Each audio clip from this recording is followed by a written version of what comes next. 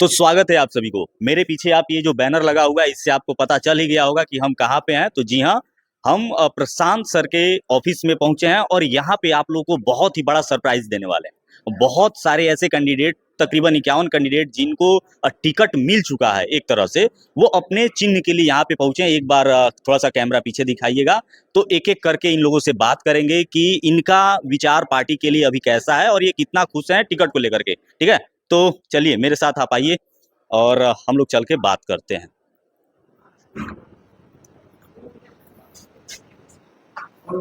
तो सबसे पहले इन्हीं से चालू करते हैं, महिला कैंडिडेट से। तो क्या आप टिकट आपको मिला है? नहीं, टिकट किनको मिला है? अच्छा, इनको मिला है। तो जैसे प्रशांत सर बोले हैं कि तकरीबन 40 महिला लोगों को सीट दिया जाएगा और उनमें से अभी आप देख रहे हैं कि आप यहाँ पे बैठी हुई हैं और कुछ लोग और बैठे हैं। तो आपको कितना इस बात से ज़्यादा खुशी है कि चलिए महिला में आपको टिकट मिला? सबसे पहले तो आपके चैनल के माध्यम से जितने दर्शक हैं मैं सभी को नमस्कार करती हूँ। बहुत बहुत धन्यवाद आपको।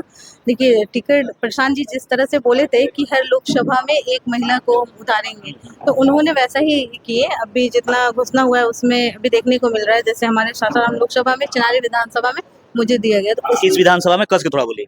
चिनारी विधानसभा में। अच्छा। हाँ, और मैं सासाराम लोकसभा की हूँ और चिनारी विधानसभा में मुझे सिंबल मिला है, तो बहुत खुशी है। और जिस समाज से मैं आती हूँ उसको लेकर अभी तक आज़ादी के बाद हमारे समाज में कोई ऐसा विधानसभा का किसी पार्टी ने सिंबल नहीं दिया था। तो आप यहाँ पे पहुंची हैं चिन्ह अपना लेने के लिए, नहीं? तो अच्छा, आपके विधानसभा क्षेत्र में अभी क्या चल रहा है? मेन मुद्दा क्या है? अगर बात करें बेरोजगारी, शिक्षा, इसके अलावा जो क्षेत्रीय मुद्दा है वो आपको क्या लग रहा है? क्षेत्रीय मुद्दा वहाँ पर बहुत सारी है, जैसे शिक्षा की हो गई और स्वास्थ्य की स्थिति है और पेयजल की भी स्थिति है।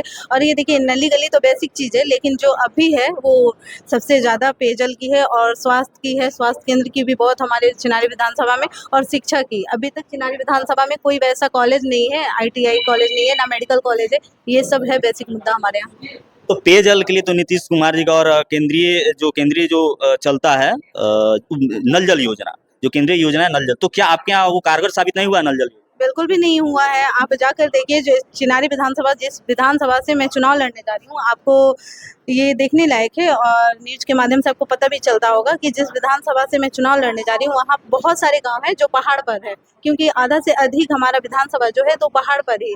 तो वहाँ पर पेयजल की जिस स्थिति है, जिस स्थिति में वहाँ लोग गंदा पानी ऐसे करके पी रहे हैं, तो वो सबसे बड़ी समस्या है वहाँ के लोगों के लिए। और माननीय मुख्यमंत्री जी का जो ये नल जल योजना है वो बिल्कुल सॉल्व है। अच्छा, तो अभी आपका जैसे अब तो आपको मिल गया है, टिकट मिल गया है, अभी चिन्ह मिल जाएगा थोड़ा देर में, तो आपका चुनाव का जो प्रचार का मॉडल रहेगा वो कैसा रहेगा? प्रशांत सर के जैसा रहेगा या फिर कुछ अलग हट के आप प्रचार कीजिएगा अपने एरिया में? देखिए, पहले तो ये प्रशांत सर जिस तरह से प्रचार कर रहे हैं और जो बेसिक उनका 5 एजेंडा है, ये सब को लेकर मैं तो पहले धरातल पे उतर गई हूँ पहले से ही। और अलग भी हो सकता है, अब चुनाव प्रचार प्रसार पे डिपेंड करता है, सामने वाला क्या खेल रहा है उसके अकॉर्डिंग हमको करना पड़ेगा। मतलब रणनीति धीरे धीरे बनेगा, आगे वाला का भी रणनीति देखते हुए। और अभी तो फिर टाइम है ही है, अभी तो जैसे चिन्ह मिलेगा उसके बाद बहुत सारा चीज क्लियर होगा कि प्रचार आगे कैसे करना है। तो चलिए, धन्यवाद आपको। बहुत बहुत धन्यवाद आपको। और किनको किनको मिला है बताइएगा, आपको भी। तो आप किस विधानसभा क्षेत्र से हैं? औरंगाबाद जिला के नवीनगर विधानसभा से। अच्छा, तो टिकट मिलने के लिए तो बहुत सारे लोग आपके तरफ से रजिस्ट्रेशन करवाए होंगे। नहीं, मैं 1 साल से मेहनत कर रही थी। मेरी मेहनत की प्रकाष्ठा देखते हुए सिर्फ 1 लोग आए थे और वो भी फिर बाद में चले गए थे। मतलब सहमति से? सहमति से मैं सिंगल कैंडिडेट रही। अच्छा, बहुत सारे ऐसे भी विधानसभा क्षेत्र थे जहां से 8 या 9 आदमी रजिस्ट्रेशन करवाया था और उनमें से किन्हीं एक को टिकट मिला, तो बाकी लोगों में असंतोष हो गया था। तो ये चलिए, अच्छा था कि आपके विधानसभा क्षेत्र में ये चीज तो नहीं था, आप अकेले हैं। अब आपसे भी वही क्वेश्चन पूछेंगे कि क्या आपको लग रहा है कि आपके विधानसभा क्षेत्र में जो क्षेत्रीय मुद्दा होना चाहिए विकास को लेकर के, वो क्या क्या चीजें? देखिए, मेरे नवीनगर विधानसभा में 2-2 एनटीपीसी है। अभी तक लोकल मुद्दा पे बिहार का चुनाव ही नहीं हुआ। दोनों गठबंधन जब भी चुनाव होता है, वो अगर एनडीए की पार्टी अगर सामने आती है तो वो लालू जी की बात करती है, जंगल राज की बात करती है।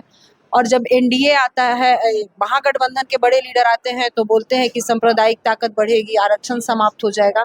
और इस बीच में पूरे बिहार के लगभग सभी विधानसभा का लोकल मुद्दा समाप्त हो जाता है। लोग को इतना उन्मादी बना दिया जाता है कि लोग जहां रहते थे उसी उन्माद में, चाहे जाति के उन्माद में या पार्टी के उन्माद में, अपना वोट दे देते थे। लेकिन पहली बार जनसुराज पार्टी एक विचार लेकर आई है, बिहार की बात लेकर आई है। और जनसुराज का सोचिए कि जब चुनाव हो तो आप अपने घर की बात सोचकर वोट देना है। लोकल मुद्दा के साथ साथ आपके घर का विकास कैसे हो। आपके जब बाबा साहब भीमराव अंबेडकर ने वोट की ताकत दी थी तो वोट का ताकत का मतलब था कि समाज के प्रत्येक वर्ग की वोट की कीमत गिनती एक है। तो फिर घर तक क्यों नहीं लोगों का विकास पहुंच रहा है। तो जनसुराज का ये कहना है, जिससे पूरा बिहार इस बार बिहारी उन्माद में है और इस बार सब लोग जनसुराज की तरफ देख रहे हैं। अच्छा, परिवर्तन होगा और बेहतर परिवर्तन होगा। और एक चीज जो है, जो दूसरी पार्टियां हैं, चाहे अगर बात करें महागठबंधन का, चाहे बात करें हम एनडीए का, तो वो लोग रोजगार को लेकर के बहुत बड़ा बड़ा बात बोल रहा है। कोई बोल रहा है कि हम जितने भी परिवार हैं बिहार में रहते हैं जिनके यहाँ गवर्नमेंट जॉब नहीं है उनको गवर्नमेंट जॉब दे देंगे। वही नीतीश कुमार बोल रहे हैं कि 1 करोड़ हम जॉब दे देंगे। तो आप उस पर क्या बोलिएगा कि वो केवल बोलने के लिए या फिर वो प्रैक्टिकल हो सकता है? प्रैक्टिकल बिल्कुल नहीं हो सकता, क्योंकि मैं राजनीति 2006 से कर रही हूँ। अगर महागठबंधन के तेजस्वी जी कह रहे हैं कि मैं हर घर को रोजगार दे दूंगा, तो सबसे पहले अगर हम बुनियादी चीज को देखें तो जो अनाज है, जो 5 किलो प्रधानमंत्री ने घोषणा की थी, अभी तो वो सब घर नहीं पहुंचा है। तो आप रोजगार रेवड़ी नहीं है, सरकारी नौकरी रेवड़ी नहीं है कि आप हर घर तक पहुंचाइएगा। जब तक हम, अगर वो ये बात कहते कि इस बिहार में जितने भी योग्य बच्चे होंगे उनको सरकारी नौकरी देंगे, और बिहार के लोगों ने महागठबंधन, जब इंडिया गठबंधन हुआ था तो उस समय नीतीश कुमार प्रधानमंत्री चेहरा बनने के चक्कर में उन्होंने डोमिसाइल खत्म करके बाहर से 1 लाख बच्चों को शिक्षक बनाया। तो जो लोग आज प्रशांत इतने ताकत से रोजगार की बात कर रहे हैं, तो आज वो अपना जनाधार घिसकता नजर आ रहा है। तो आज वो कह रहे हैं कि हम 1 लाख नौकरी देंगे तो हम ये करेंगे। वो सब, बिहार की जनता इतनी मूर्ख नहीं है। आज रेवड़ी की तरह बिहार का खजाना माननीय मुख्यमंत्री जी लुटा रहे हैं। कहीं ना कहीं जनाधार घिसक गया, इसकी वजह है। अच्छा, हम एक चीज और बात पे जोर थोड़ा डालेंगे, क्योंकि महिलाओं का जो वोट है बिहार में, वो एक तरह से देखा जाता था इससे पहले कि एनडीए को, नीतीश कुमार को ज्यादा मिलता था।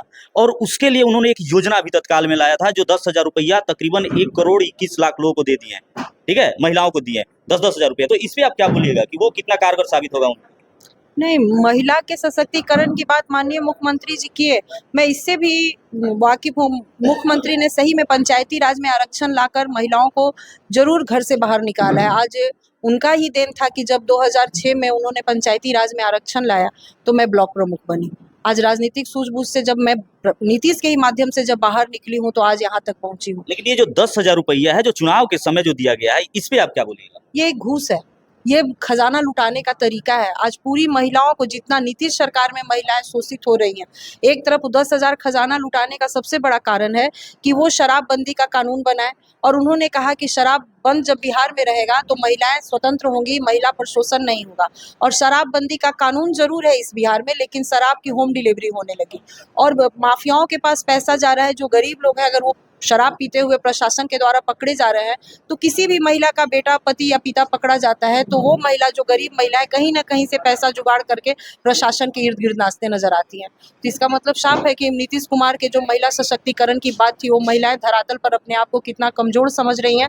जब महिलाओं ने आवाज दी कि नहीं, अब नीतीश की सरकार नहीं, तो नीतीश सरकार अपने तरफ वोट करने के लिए महिलाओं को 10-10 हजार रुपया दे रहा है। मतलब इनका कहना है कि एक तरह से जो महिलाओं के लिए जो कार्य किया गया था कि शराबबंदी कर दिया गया, जिसकी वजह से महिलाएं कम प्रताड़ित होंगी, उसमें खास करके कोई ज्यादा कमी नहीं है। और प्रशांत किशोर सर इसके बारे में बहुत ज्यादा डाटा भी देते हैं कि कैसे क्राइम रेट बढ़ गया इसके वजह से। और ये जो तमाम चीजें हैं कहीं ना कहीं इनके हिसाब से वो विफल नजर होती आ रही हैं जो नीतीश कुमार लागू किए थे। तो चलिए, आपको धन्यवाद बात करने के लिए। आपको भी बहुत बहुत। और चलिए, अब आपको जैसे ही चुनाव चिन्ह का मिलेगा और फिर आप अपने एरिया में चले जाइएगा।